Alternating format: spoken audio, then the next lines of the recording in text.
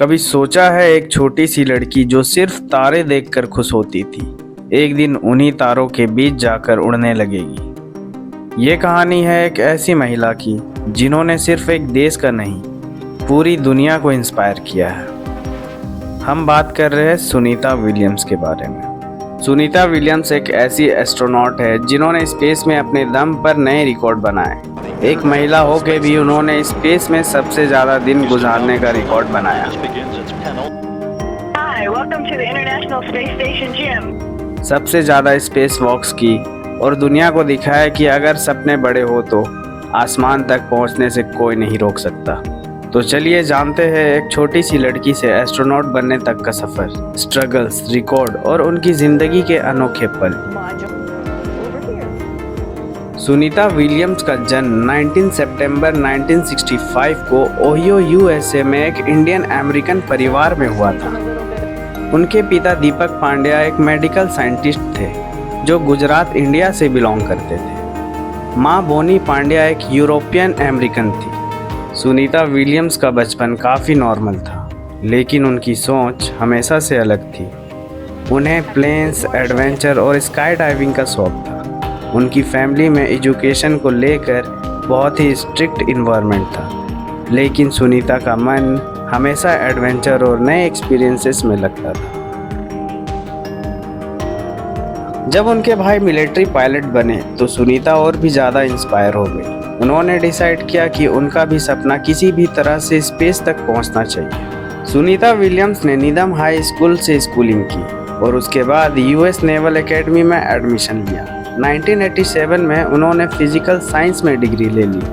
लेकिन क्या आपको पता है, सुनीता का सपना पहले वेटनरी डॉक्टर बनने का था, पर जब उनका रुचि एडवेंचर और प्लेन्स की तरफ बढ़ने लगा तब उन्होंने अपना रुख नेवी और एविएशन की तरफ मोड़ दिया। नेवल एकेडमी में आते ही उन्होंने अपनी मेहनत दिखानी शुरू की। 1989 में वो हेलीकॉप्टर पायलट बनी और 1991 में पर्शियन गल्फ वॉर में मिशन का हिस्सा रही। उन्होंने हेलीकॉप्टर से रेस्क्यू मिशंस और कॉम्बैट ऑपरेशन संभाले, पर सुनीता का मन अब भी एक और बड़ा सपना देख रहा था। 1998 में सुनीता विलियम्स को नासा एस्ट्रोनॉट प्रोग्राम के लिए सिलेक्ट किया गया। ये एक लाइफ चेंजिंग मूवमेंट था। नासा में ट्रेनिंग सिर्फ पढ़ाई या फ्लाइंग तक सीमित नहीं होती। सुनीता को scuba diving, deep sea survival, zero gravity training, fire safety, emergency landing and even Russian language तक सीखनी पड़ी, क्योंकि स्पेस में हर सिचुएशन का सामना करने के लिए एक एस्ट्रोनॉट को मेंटली और फिजिकली स्ट्रॉन्ग होना ज़रूरी होता है। फिर उन्होंने न्यूट्रल बॉयंसी लैब में भी ट्रेनिंग ली, जिसमें एक ह्यूज स्विमिंग पूल में स्पेस वॉक्स की प्रैक्टिस होती है। सुनीता दिन रात मेहनत कर रही थी और फाइनली 2006 में उन्हें अपना पहला स्पेस मिशन मिला।